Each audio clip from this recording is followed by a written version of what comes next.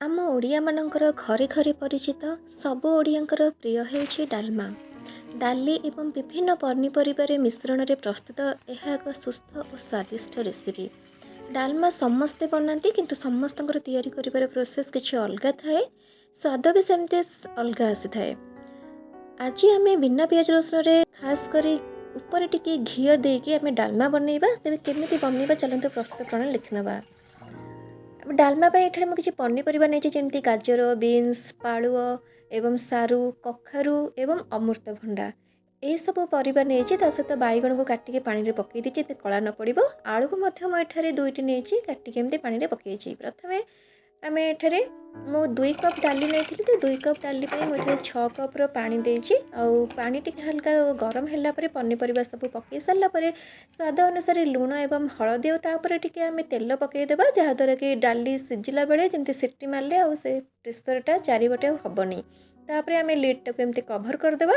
Cover କରିସାରିଲା ପରେ ଆମେ ଏହାକୁ ମିଡ଼ିୟମ୍ ଫ୍ଲେମ୍ରେ ଗୋଟେ ସିଟି ମାରିଲା ପର୍ଯ୍ୟନ୍ତ କୁକ୍ କରିବା।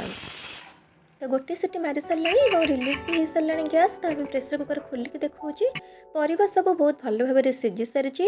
ଆପଣଙ୍କର ପରିବା ବେଶୀ ଓଭର କୁକ୍ କରିବେନି, ଟିକେ ଗୋଟା ଗୋଟା ଥିବ ଭଲ ଲାଗିବ।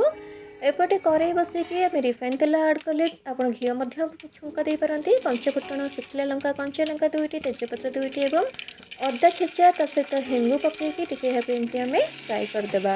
ମନେ ରଖନ୍ତୁ ଏହାକୁ ଲୋ ଫ୍ଲେମ୍ରେ ହିଁ କରିବେ, ମିଡ଼ିୟମ୍ କି ହାଇ ଫ୍ଲେମ୍ରେ କରିବେନି। ଟିକେ ଅଦା ହେଇ ଆସିଲା ପରେ ଆମେ ଲଙ୍କାଗୁଣ୍ଡ ପକାଇକି ସିଝି ରଖିଥିବା ପରିବା ସହ ଡାଲିକୁ ଏକା ବେଳକେ ଆମେ ଏଠାରେ ପକାଇଦେବା। ଏହି ଷ୍ଟେଜ୍ରେ ଆମର ଗ୍ୟାସ୍ର ଫ୍ଲେମ୍କୁ ଲୋ ଟୁ ମିଡ଼ିୟମ୍ରେ ରଖିବା। ତାପରେ ଆମେ ଏଠାରେ ଟିକେ ଟେଷ୍ଟ ଏନହାନ୍ସ ପାଇଁ ଟିକେ ଘିଅ ପକାଇବା। ଘିଅ ପକାଇବା ଦ୍ୱାରା ଡାଲମାର ଛୁଙ୍କଟା ବହୁତ ବଢ଼ିଆ ବାସ୍ନା ଆସିଥାଏ।